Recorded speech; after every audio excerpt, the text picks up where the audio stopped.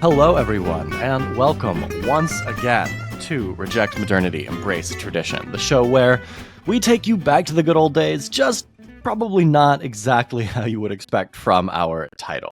I am Clayton Becker. And I am Megan Cox.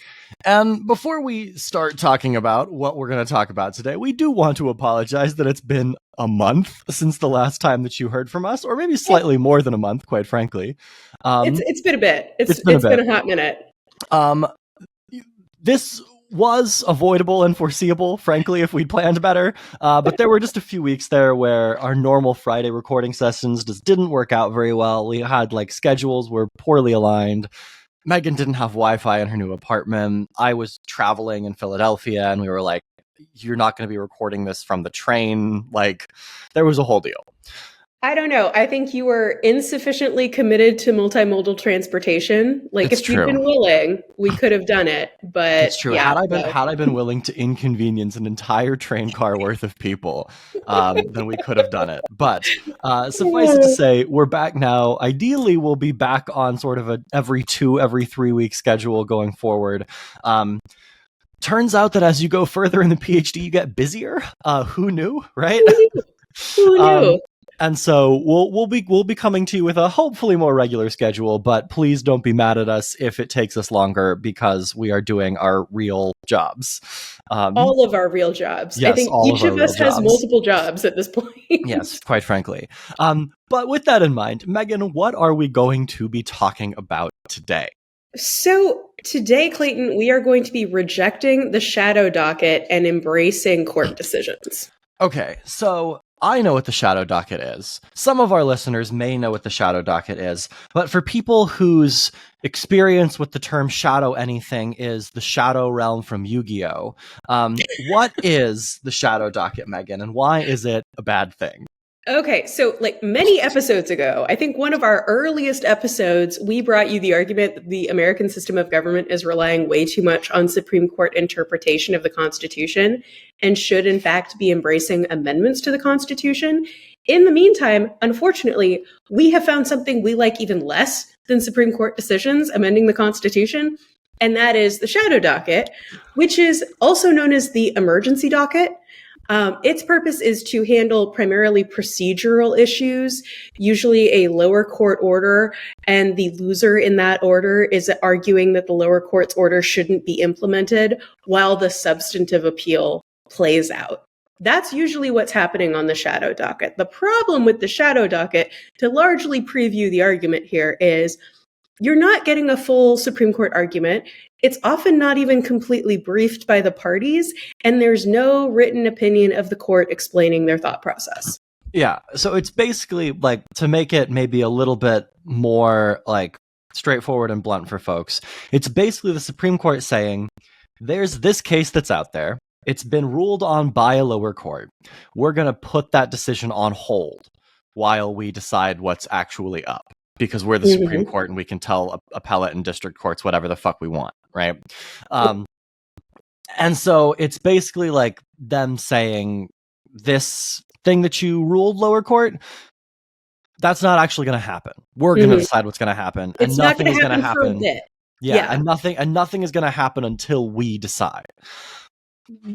Megan previewed one of the problems here. I think another problem that I want to raise at the beginning of the episode here is that oftentimes the orders that the justices are pausing in these shadow docket cases are themselves rulings that pause things that the government wants to do.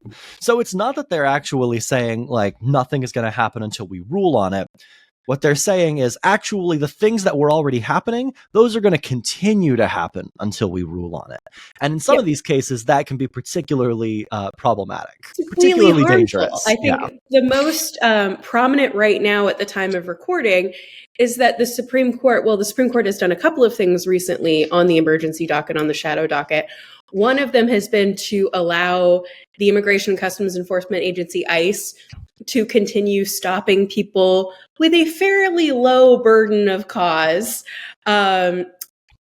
The lower court said, ICE, you have to stop. And the Supreme Court said, until we actually hear the whole case, ICE can continue to do what it's doing. So it revoked that injunctive relief granted by the lower court. I think that's one of the most prominent cases at the moment where people might be aware of the behavior of the Supreme Court on this shadow docket. And one of the, if I'm remembering the particular decision you're referencing correctly, one of the things that the Supreme Court is allowing them to continue to use in the interim is someone's apparent race. Yes. They are fully in the actual mild amount of reasoning they explained. They said that apparent race could be used. Mm-hmm. This is a weird shadow docket decision because there is no opinion of the court actually issued. Remember, gang, when we have a Supreme Court decision, you have an opinion that at least 5 justices are signing on to that is the thought of the court. In a shadow docket, emergency docket case, you don't have that, but a justice can concur if they want and write separately. And justices have the option to join that writing. The only reason, Clayton, that we know that they're giving that, yes, you can continue to use race as justification for an ICE detention of an individual, is that Justice Kavanaugh decided, for some reason, because it wasn't a very good opinion, honestly, to write a concurrence to the court's opinion explaining that he doesn't think it's a big deal to stop people and detain people because of their race. Yeah, sounds about white. Yep. Anyway. Yeah. So we'll get into a little bit more of how that can be a problem, but let's go back to your point, Megan, that you made earlier about, the sort of lack of transparency, the lack of actual legal reasoning, the less context specific, more general problem with the shadow docket and these emergency decisions. Absolutely. Absolutely. So just backing up for the non-lawyers among us, I think this is something that maybe people miss if they haven't spent a lot of time around lawyers or haven't been to law school, aren't lawyers, etc.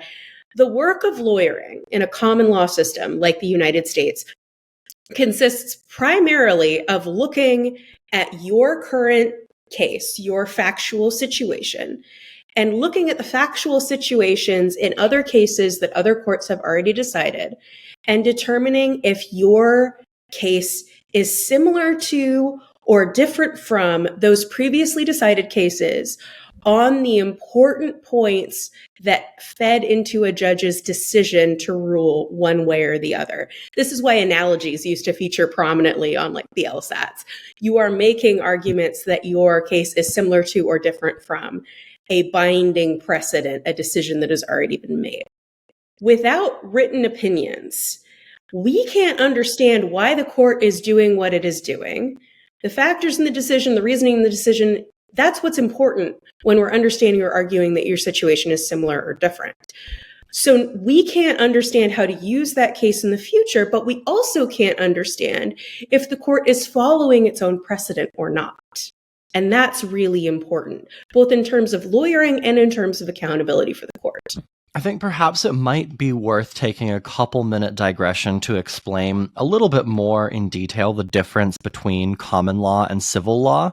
Okay. I don't know how many of our listeners are international, but in civil jurisdictions. Right. But I think that this is worth remarking on in any case, right? So the United States, most of the Anglosphere, really has a system that's known as common law. And common law basically is, I wouldn't say exactly synonymous with, but at least is saying judge-made law, where the precedents and the decisions that have come before you are sort of part of the actual corpus of law in the country, right? So for example, when we think about voting rights cases, some of you might be familiar with voting rights cases, with the Voting Rights Act. You have this chain of precedents all the way from 1966 when the court decides South Carolina v. Katzenbach, all the way down through Northwest Austin, through Shelby County v. Holder in 2013, which strikes down a portion of the Voting Rights Act. We may have talked about Shelby County, I think, earlier in this podcast. So, yes. I'm not sure how far at length we've talked about it. Might honestly deserve its own episode because it's kind of a terrible decision. But that's the chain of precedence that we're considering here, right? Mhm. Like, yes, there's the statute, right? And many common law systems, I think actually most common law systems, have sort of a blending of what we might understand as civil Yeah. law and we understand as common law. Yeah, But that's yeah. civil law systems in the rest of the world don't quite have this same degree of judicial supremacy. And maybe, Megan, you can explain a Yeah. bit more what that's about. Yeah. So in a civil law system, you have legislature made law that's a code. And you've got, so basically, like, think about it as a couple of different sets of books. In the civil law system, you have the book of laws written by the legislature, and that's more or less it. And every time a judge has to interpret or decide what kind of law is going to apply to the case that they're ruling on, that judge goes back to just the code and makes a decision on the basis of the code. When that same process happens in a common law system like the US or the UK, you have the code, the legislature written law, and then also an entire other book of interpretation written by judges and justices. Additionally, you have the system of stare decisis and adherence to precedent in common law systems, which is a kind of a matter of judicial economy. If you've got a case that is exactly like a case that was already decided, that's going to be a super fast decision for the judge. The judge is going to look at the case that was already decided in this second book and go, oh, that's how you interpret the code from the first book in this type of case. We're done. Bing, bang, boom, no big deal. The issue comes up when you have to kind of figure out a slightly new twist on the facts. Yeah. Additionally, something that I want to point out, this doesn't come up a ton when we're talking about the Supreme Court, because every Supreme Court decisions are supposed to bind the Supreme Court in the future. I say supposed to because stuff's getting weird. But that is even more of a strong concept when it comes to appellate courts and district courts. Precedent is binding from the Supreme Court on the appellate courts and the district courts. You can have persuasive precedent when you're like crossing appellate districts. And you might say, well, the 10th Circuit interpreted something one way, so the 9th Circuit might think about that when they're ruling, but they're not bound to interpret it in the same way the 10th Circuit did. Yeah. And so I think one of the reasons why the Supreme Court often steps in is if you have competing precedents from different appellate courts. Different circuits. It's called So a where circuit split. Yeah, so where in cases, in contrast to what Megan just said about like, oh, well, the 9th Circuit decided something some way, so maybe the 7th Circuit will decide it the same way. When the 7th Circuit and the 9th Circuit decide things differently, then the Supreme Court is like, well, okay, that we can't have that. Like, you can't have different precedents relative to like the law in different parts of the country. And so then they'll step in. They kind of have to step in at that point. And that's a lot of what the Supreme Court does, right? But the main thing we want you guys to take away from this discussion is that in common law systems, like the system that predominates in the United States, I think Louisiana is like technically a civil law jurisdiction, right? A little weird. But in common law systems, you need to have the precedent. You need to have the reasoning behind the precedent, and you need to understand how the court actually like considered the facts of the case, right? And I think like worth a tiny little digression on the facts of the case as well. Like once a case reaches the Supreme Court or reaches like an appellate court jurisdiction, the facts of the case are like agreed upon. Right? You're locked in at that point. You're not arguing about different facts. Yeah, you're not arguing whether you're not arguing whether or not the like evidence actually shows something, right? Like you're arguing like here's the evidence, right? We're agreeing that this is the evidence and we need to decide the case based on that set of agreed upon facts, right? And so if you don't know what the agreed upon facts were, because there was no actual holding, then not only do you not have a precedent, you don't even know exactly what facts the court is weighing. And so that makes it even trickier. It's one of the problems with this practice is that it makes lawyering incredibly difficult going forward. And, I know it's, oh, won't somebody please think of the lawyers? But they are responsible for continuing to enforce the rights of American citizens, residents, etc. And so it's important that the justice's thought process be recorded, and that you have that agreed upon set of facts, and that you're able to understand which of those agreed upon facts was important to the justices. If it is important to the justices to note that, there is an entry in the record going back to our immigration case of that particular employer having a history of immigration violations, et cetera. If it's not about the race of the individuals, it's about the history of the employer, that's really important to know in the future, because then the court has told us that race of the individuals wasn't actually a factor, and you can't just pick up anybody on the street because they're Hispanic. Yeah. That's an important thing, but we don't know that. We don't know that right now, yeah. And so I think, like, the immigration case is a case that a lot of people might be familiar with, but there are some other cases that have also been decided, quote, have been delayed using the shadow/emergency docket. Could you walk us through, Megan, maybe like another example here? Absolutely. That explores these consequences in a different light. Sure. So this one is actually one that wound up, sometimes, the shadow docket giveth and the shadow docket taketh away.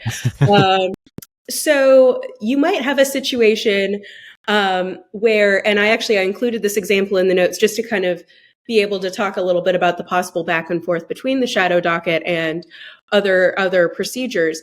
But if you're in a situation where, what's his name in the Northern District of Texas? That one dude. They put him there. I think that's the name.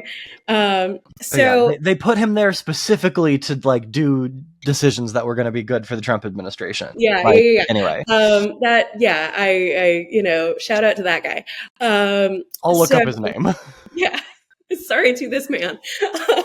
But so there was a case where he wanted to halt the distribution of, I think it was mifepristone, which is a drug that is used for medication and medically induced abortions as opposed to surgical abortions.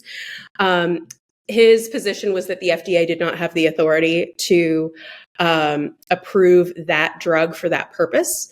And so he said, you can't use this for this purpose anymore. And almost immediately, because that ruling included an order that said, essentially, all doctors in the country must stop doing this. Now, we know that the Supreme Court would not like these nationwide injunctions at this point because they have subsequently ruled that you can't do that. But at the time, the nationwide injunction was okay. And so that ruling, had it been allowed to go into effect at the time that the judge made his ruling, is usually when rulings go into effect. At that time, that ruling would have taken this drug off of the shelves, so to speak, and would not have been available, making abortion much harder to secure for women, even in jurisdictions where it remains legal. So, in a situation like that, the Supreme Court can step in and say, we are going to, as the rest of this case plays out through the Fifth Circuit and comes up to the Supreme Court, which it presumably will at some point, we are going to say that this nationwide order saying that you cannot distribute mifepristone for this purpose will not be able to be enforced at this time. We are reversing that component of the ruling. So that's one of the things that this can be used for. So this is, I think, perhaps the opposite of what we were talking about earlier, right? Where instead of letting something go forward, they're saying, well, let's stop this. Yeah. Yes, yeah. Exactly. So it also has the ability to do that. But even in this case, I think like there's an argument to be made for like this still not really being the way that things should be done, right? It's not good. And one of the gaps, not to jump ahead, one of the gaps is that there doesn't really seem to be much of a standard for what is going to be happening. Some additional things to think about here. The party most frequently using these shadow docket requests, taking just the procedural component of a lower court ruling to the Supreme Court, the party most frequently doing that is the federal government, overwhelmingly. And this is something that really, I hate to sound like I'm just pulling out my tinfoil hat, But this is something that the Trump administration has done much more than other administrations. And so an additional concern here is that the Supreme Court will give this sort of procedural ruling, but we might not actually wind up reaching the merits at any point. Because at the point at which the case has to be fully briefed and argued before the Supreme Court, depending on where any of this activity falls within the time frame of a president's term, you may have a change in government or a change in administration between the time of the procedural arguments and the time of the substantive arguments. So you have a situation where we'll say, oh, well, we'll decide it later. We'll figure it all out later. We'll get the ruling with the briefing and the full opinion, et cetera, later. There's no guarantee that that actually happens. If you have a Justice Department that no longer has an interest in defending another administration's actions. So we never know what's actually going to happen. And even in cases where, like, you know, I think for the decisions we've been talking about thus far, at least in sort of the immediate context, we're likely to get there, right? We have like more than 3 years left of the Trump administration. I would expect, at least yes. Under normal order, we have 3 years left of the Trump administration. Yeah, I know. Sorry about that, Megan. Okay. But at the same time, right? Like some of these cases that they're using emergency docket decisions in, they're like having these stoppages to lower court rulings. The facts of the case are such that, like, by the time that it would reach the Supreme Court, the thing that the injunctive relief was supposed to stop from happening has already been completed, right? Yes. And so it's less a case of like, well, is the Justice Department going to change, and more like, are the parties that are like bringing this suit still going to like have standing in the eyes of the court? That's a great question, and this is something like. Standing seems to be just an absolute, whose line it is it anyway type of everything's made up, the rules don't matter kind of thing.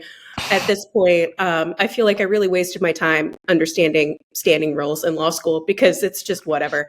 But I cannot, I have so many students who say they want to go to law school and I'm just holding myself back. I'm like, boy, you really want to push that rock up that hill? Like, okay, whatever. Anyway, something that used to cause a real significant issue in our understanding of who has standing was that mootness would come up towards the end of a case or as a reason to dismiss a case. And when I say mootness, what I mean is the situation, the case or controversy is no longer relevant. The parties are no longer in that situation at the time that the court would go to actually rule. This used to be a huge issue in pregnancy discrimination cases and abortion cases because it takes more than 9 months to get any case through any court. And so it doesn't matter. And then the court really had to rethink its position on this to consider, okay, well, it's not this pregnancy that is no longer ongoing, but the plaintiff's ability to get pregnant continues. So the plaintiff is still a person with standing for the purposes of the court's understanding of whether or not there's a case or controversy. Similarly, in these matters, any individual plaintiff in like the immigration cases, for example, individuals who are trying to stop immigration enforcement from detaining them, releasing them over and over and over again, if they're in a position where they are deported for whatever reason, like the problem started and the problem has concluded, they're no longer in the country. That doesn't mean that it was reasonable for the court reasonable for Immigration and Customs Enforcement to detain them in the first place. That's, you can be like, let's talk about this in a criminal standpoint, from a criminal standpoint. Just because you're guilty doesn't mean you don't have Fourth Amendment rights. It's the same issue in immigration enforcement. Just because you're in the country illegally doesn't mean that an Immigration and Customs Enforcement agent has to follow rules when detaining you. Yeah. So it's, I've blown myself out on this particular rant, but that's, you do still need to adjudicate things. And if we are allowing this process or allowing behavior to continue without injunction over this time period, we are never going to, as a society, understand what the law actually is. But these individual plaintiffs won't get relief. And I think an important thing, again, like sort of considering the specific rather than the general context, is that a lot of these standing decisions, or a lot of the decisions about what qualifies for relief or what judges are allowed to do, the rule that the conservative majority on the Supreme Court seems to be following here is that the Trump administration gets what it wants. And what the Trump administration wants sometimes in these cases is that they end up making it to the Supreme Court and are dismissed for lack of standing. Yeah. And so that you don't actually reach the merits of the case, and the shadow docket decision remains, and the Trump administration gets to continue doing what it's doing until another case gets brought to another district court, and then they have to start the whole process over again. And to this point, the justices, we're going to talk about the justices, and some of them have a disposition that I find to be undemocratic. Not even their rulings, their attitude. I have a problem with it. We're going to talk about that. However, they open themselves up to the criticism that all they are doing is carrying the water for the Trump administration by continuing to make substantive rulings on the shadow docket. This is a problem that they are creating, and when it is pointed out to them, they get real upset. Yeah, they get real upset. And like, I don't know, I could rant for a good long while about many of the conservative justices on the Supreme Court. John Roberts in particular, I have like just a rant. We're back half. We're going to do it in the back half. Back half. Okay, I'll save it. I'll save it. You have a problem with John Roberts. I have a problem with Sam Alito. We'll get there. But I think having written opinions fundamentally increases the transparency of the judicial branch. Despite the fact that it is a branch removed from electoral scrutiny, it is not a branch that is free from scrutiny at all. And so we need to have that kind of transparency. Declining to write opinions just appears shadowy on its face. And the burden is on the court, not citizens, to ascertain and to demonstrate that they are in fact not behaving in a way that is questionable. They need to prove themselves to us. So I have a solution. I'm sure we're all so glad. I think we need to increase the standard for emergency relief at the Supreme Court level, and I think we need to require the justices to write on the case, no matter how briefly they do write on the case. That's my solution. You want to talk about it in the back half? We can talk about it in the back half. I think that seems like a reasonable solution. So we'll take a bit of a break here. We'll come back. We'll talk about Megan's solution and also rant a little bit about the Supreme Court justices.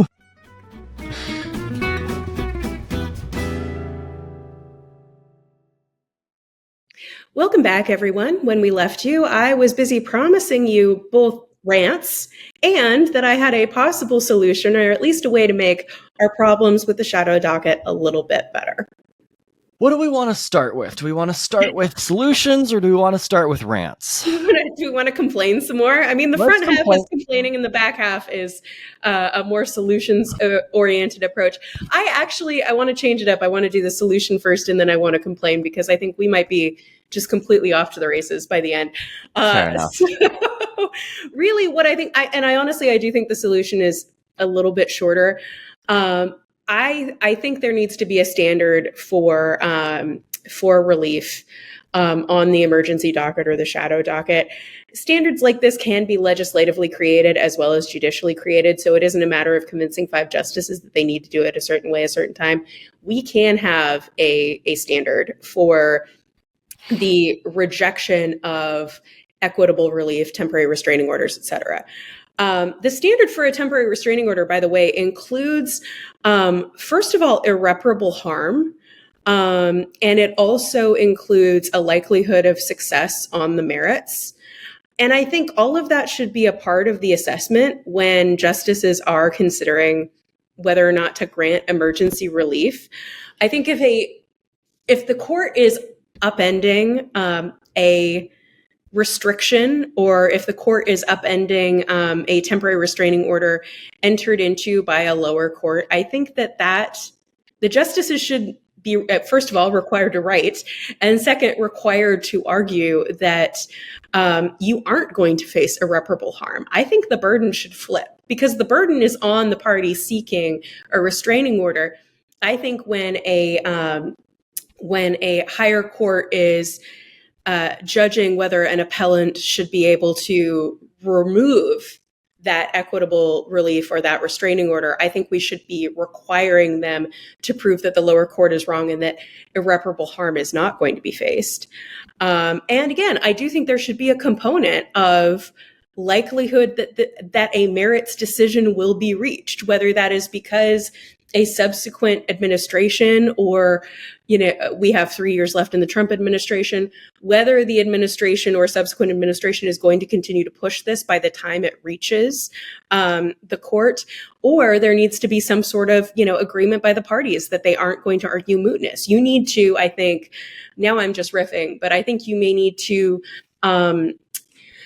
waive your right to argue mootness if you are seeking equitable relief and a temporary restraining order. I'm very paranoid that I'm using equitable relief incorrectly in this context, but you need to waive your right to argue mootness if you're seeking to upend a temporary restraining order or similar stays. Well, I couldn't tell you, Megan, if you're using I know, right? relief Please tell us, please incorrectly. email me if I am incorrectly using the term equitable relief here. I know several people. Email Megan in particular. Don't complain to me about it. Yes. Or actually, Clayton doesn't care. I, on the other hand, will be devastated. You can complain to me about it, and I'll just share the information with Megan. Yeah, thank you. Yes. As I am perhaps the more reachable of the two of us on social media. I believe that. But I think all of what you said there, it's like what we're not trying with this solution to guarantee that liberals always get what they want, right? Mm-hmm. What we're trying to guarantee with this is that there is at least some record in the judicial process of these decisions being made.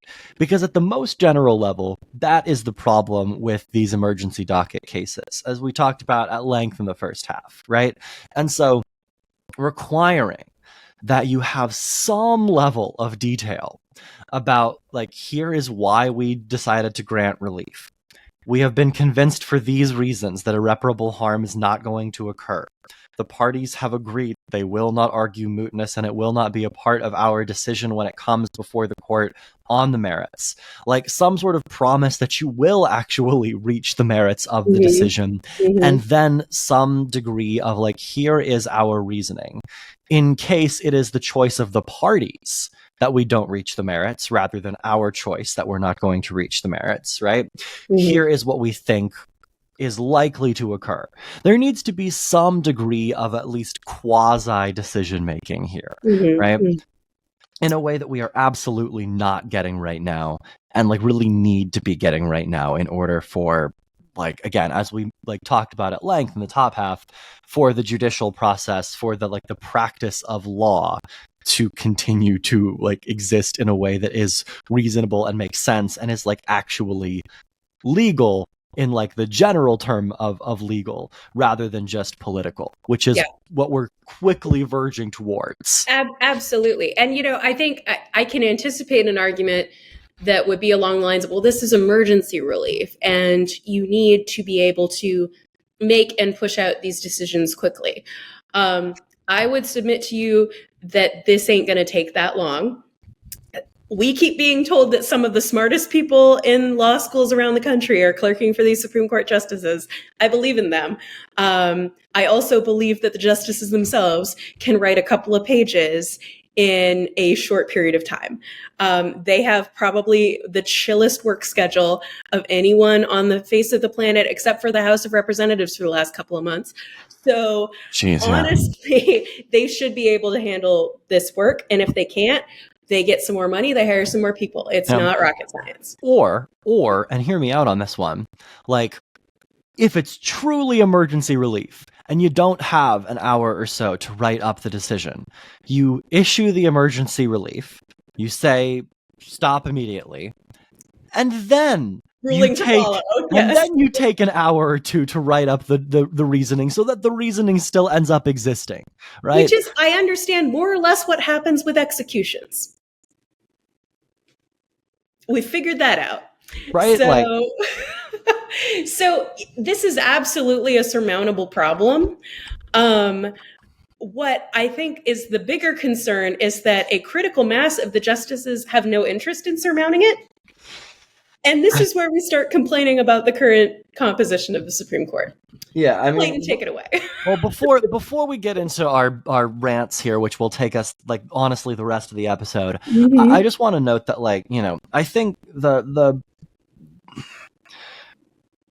basic thing that we're trying to solve here is that we are quickly veering away from a Supreme Court that at least appears to rule on actual legal precedent and actual language and intention in statute to a court that is making political decisions, right? And you can look at the literature on judicial realism. We all teach judicial realism in our intro to American politics classes when we do our week on the courts, right? Or I guess if we get to a week on the courts, right? I had to skip my week on the courts when I taught it over the summer because there just wasn't time, right? Yeah. But when you teach about the court system in a political science class, in a good political science class, maybe I'll venture, you don't just say, well, the Supreme Court makes decisions based on precedent and based on the statute and based on philosophy. You have some degree where you talk about judicial realism and how justices or judges do seem to be impacted by political considerations, yada, yada, yada. But I think it's worth noting how much easier that has become over the last 20 years. When I took Intro to Political Science in 2006, it was a eye-opener for a lot of people in my class that the justices were not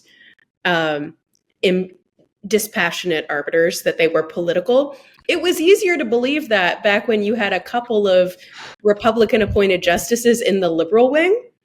But now the veil has been thoroughly pulled back on that. I think for all of us, including 18-year-olds. Yeah, I mean we've got. I don't remember the authors who are on this paper. I think one of them might be Bonica, but there's a paper that's titled "The Politics of Selecting the Bench from the Bar," which basically looked at the fact that lawyers as a whole are more liberal than the population at large. This is just because of education polarization.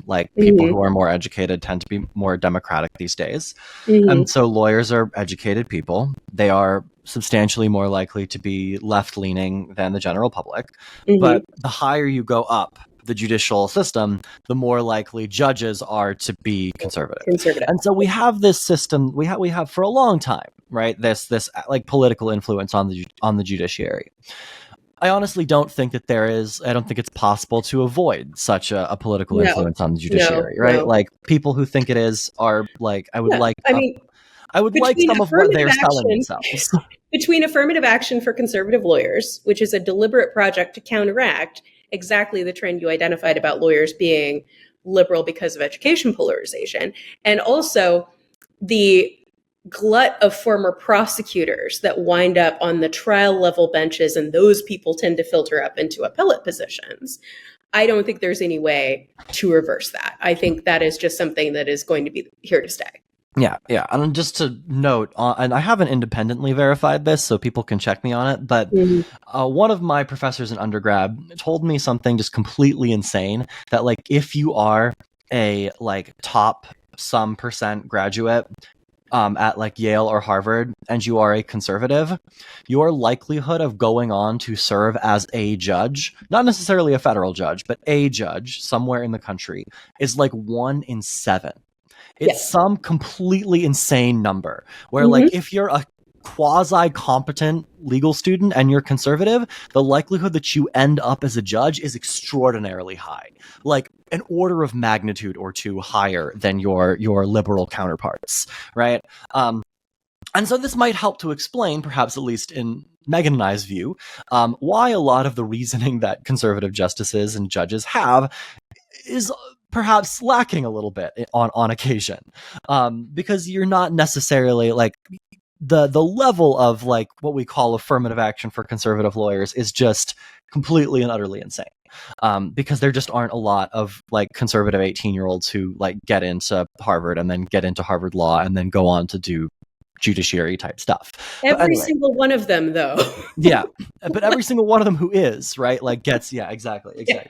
But to abstract from that, I think what we before we really begin our rant, we're already sort of getting off to the races here. But I think, one of the critical reasons, and we mentioned this up top, that it is important to have this record of decision making is because it actually helps us understand precedent. But it also helps us understand whether the cases were actually correctly decided, right? Mm-hmm. And I sort of alluded to this when I talked about the facts of the case, right? And, to provide an example of this, perhaps, judges, for lack of a better term, are bad at math, generally. And that's the running joke is I went to law school so I wouldn't have to do math. All the time. And so there's a portion of the Shelby County decision that I would argue is based on Justice Roberts not understanding the statistics he was looking at.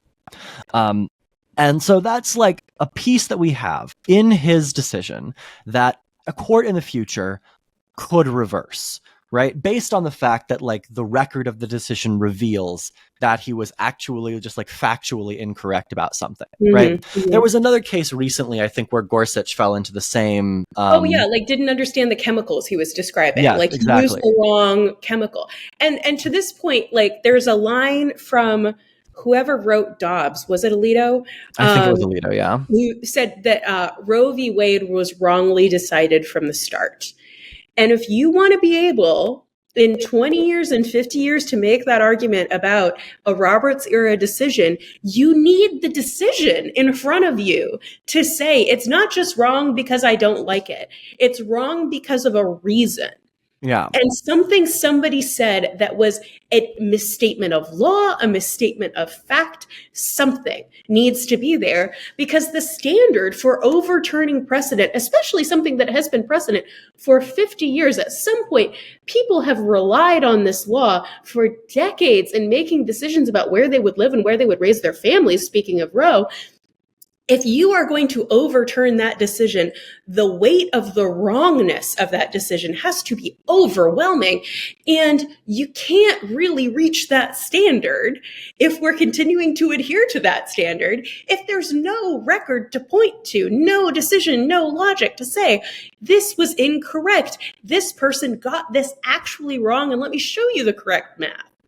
Yeah. And so when we're talking about like rejecting the shadow docket and embracing court decisions, I think fundamentally, this is what the decision gets you, right? It gives you the opportunity to take on and continue the practice of law into the future. A shadow docket case where you never reach the merits, where the injunctive relief is simply stopped in its tracks, that does not do that, right? That stops the practice of law in its tracks. And that is the kind of thing that we need to fix. I think the fundamental thing, like abstracting away from the current situation where these shadow docket cases are being used to give the Trump administration what it wants, these shadow docket decisions have to be reformed more generally because they are stopping the process of law from actually operating. And I think this brings us to our rants. Yeah. Firstly, I want to say this because I think it's not funny in a like haha way. It's funny in a like, man, fuck this guy kind of way. Mm-hmm. Speaking of people who are never going to get jobs in the legal establishment. But the justices really do need to remember, and Sam Alito in particular, need to remember that, again, as I mentioned before, despite the fact that they are apart from the people, in that there is a layer or two between them and the electorate, they are still subject to scrutiny and criticism, and they have a responsibility to facilitate both. Alito has had a problem with the name shadow docket because he doesn't like the implication that the court is shadowy. Might I suggest to stop acting so damn shadowy if you don't want to be called shadowy? Yeah, what's the joke? It's like my "I am not a pedophile" shirt is answing a lot of asking a lot of questions that are answered by my shirt or whatever. Yes, right? Yeah, exactly. Like, this is, I think, it reminded me of the reason, like the conservative movement struggled with the whole concept of the No Kings rallies over the last few months. No Kings is a good message because it serves to remind us that kings who are unaccountable are anathema to the American system of government.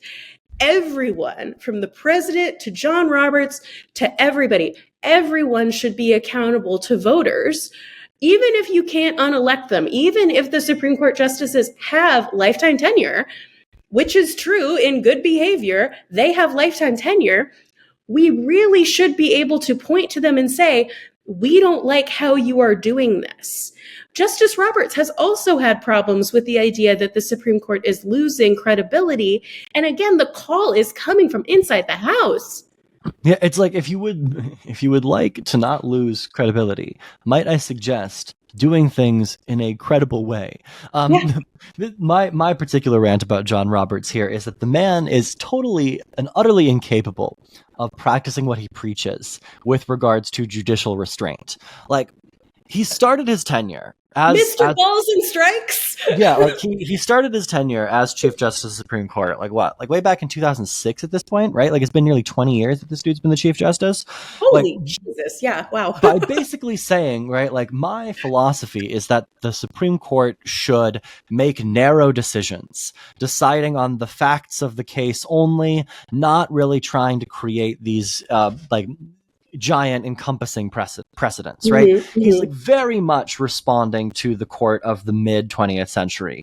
Absolutely. He's the guy who still has a problem with Earl Warren. The issue is, legislating from the bench. We don't want any legislating from the bench. Precisely. And so he begins his tenure basically by saying, we are not going to do that. We're not going to legislate from the bench. And then the last 20 years of him being Chief Justice of the Supreme Court of the United States has been one non-stop series of decisions, one after another, where the Supreme Court is legislating from the bench, including in decisions that he himself wrote, like the Shelby County decision, right? Like, this is just the decision I know best because I did voting rights stuff in undergrad, but there were several other decisions that he could have made there, right? Up to and including making the decision that Shelby County did not have standing to be there. It was oh my God, this whole thing makes me nuts. There's a way to get out of preclearance written into the damn law. All you have to do is not be discriminatory. And Shelby County didn't qualify. Yeah, we could do a whole episode. We're going to do it. It's going to happen. But anyway, the long story short, the rant here about John Roberts is that this guy is he's totally incapable of actually making those narrow decisions.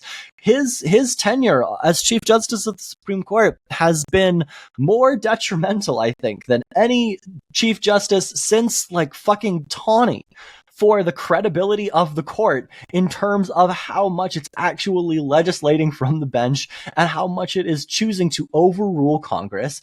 And this is maybe not his fault, but he's certainly taking advantage of it. And that he is operating under a system where the Congress is totally and utterly incapable of actually checking the power of the Supreme Court. And I think that it has created, for many of the justices who have served over the last couple of decades, right, maybe the last 25, 30 years, this, and I think, I'm not sure if we've mentioned this on the podcast, I've definitely mentioned this elsewhere, that the real problem that a lot of the justices on the Supreme Court have is that they have developed this orientation where they are anointing themselves atop the constitutional order, rather than considering themselves as subject to the constitutional order. Mm-hmm. And that just doesn't really fucking work. No. We've gone from a Supreme Court where John Marshall says, we're going to have judicial review, and creating it out of, quite frankly, a pretty nebulous description in the Constitution, to they have an idea that they sit atop the order. At the same time, we have an executive who is arguing as well that the court system cannot tell him what to do.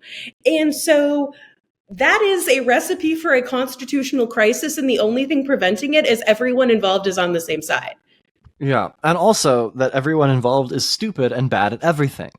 Yeah, yeah. And I want to like take that and go a slightly different direction with it, because I have been trying to figure out why conservatives at the top of the hierarchy right now are such whiny bitches. You're such fucking whiny bitches, dude.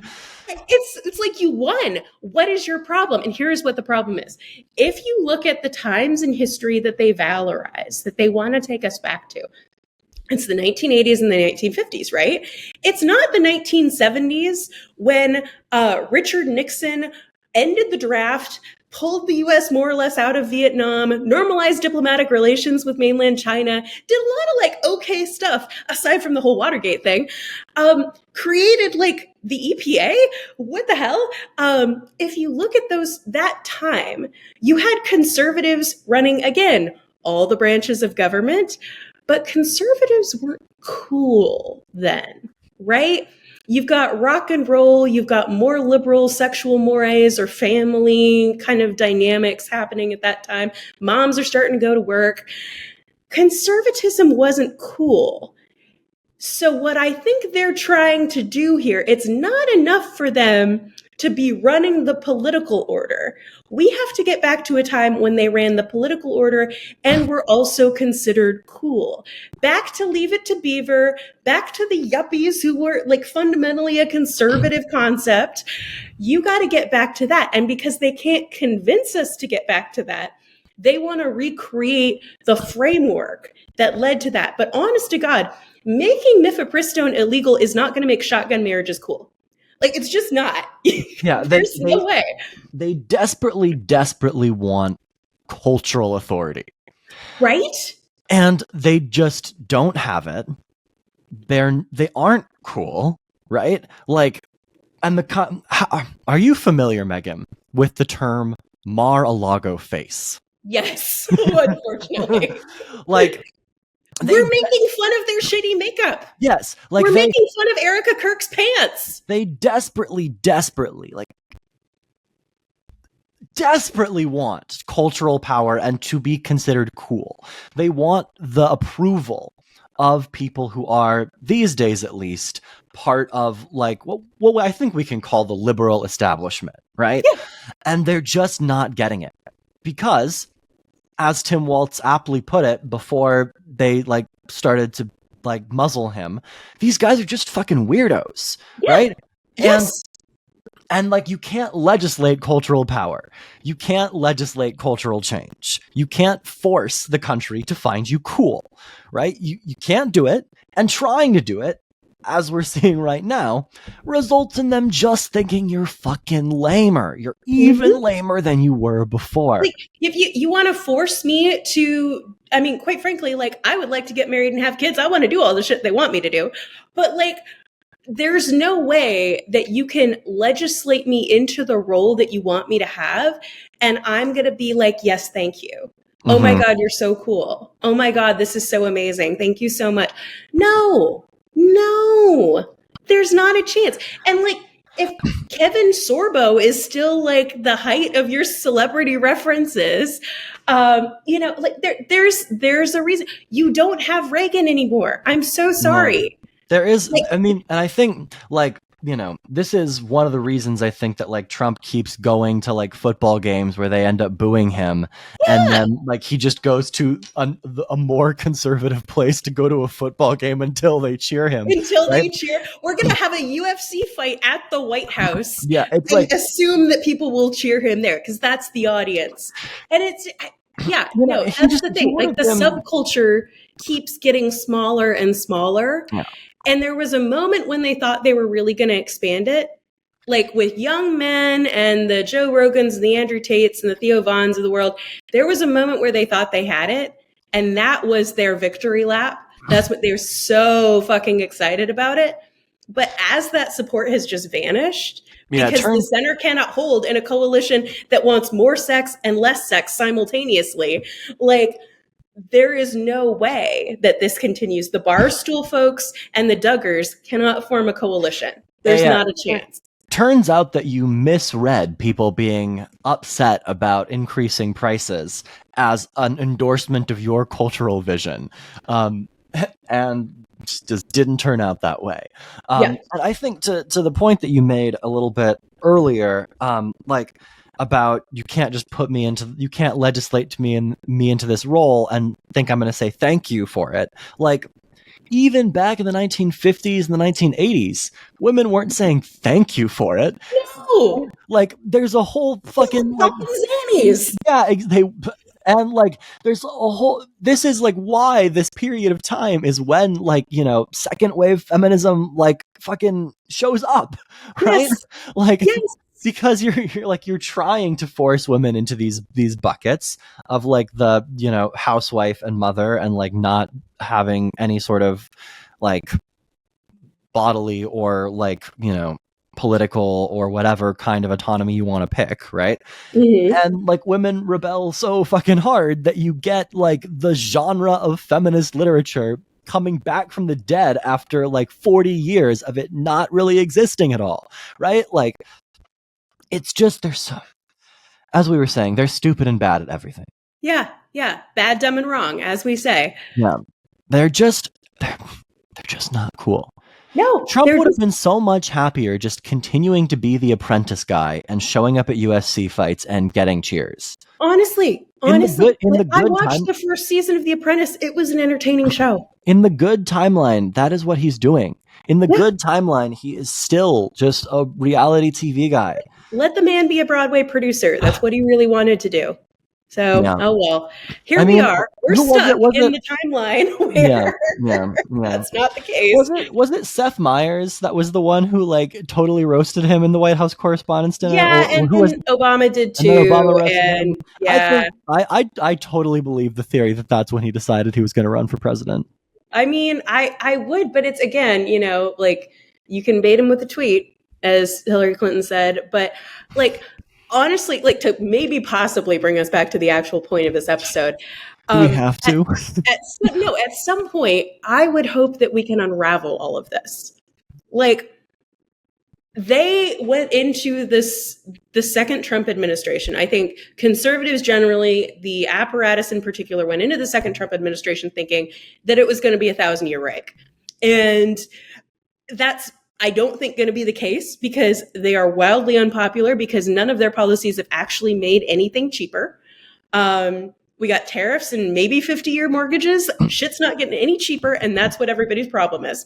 Dude, we could do a whole episode. We should do an episode on why the 50-year mortgage is a fucking I would stupid love that. idea. That sounds great. But so they are unpopular. They will not last forever. And when they are done, we are going to have to unpick and unravel the havoc they have wrought on our judicial system and on our compendium of laws in this common law system. And that requires us to understand and distinguish new situations, past situations, the situations on which those cases were decided. It requires us to be able to find those cases that were clearly wrongly decided. And in order to do that, we're going to need the justices to buy in on leaving us a paper trail. So on the very unlikely possibility that any of the liberal justices listen to this podcast, first of all, I'm sorry, I know this isn't your fault.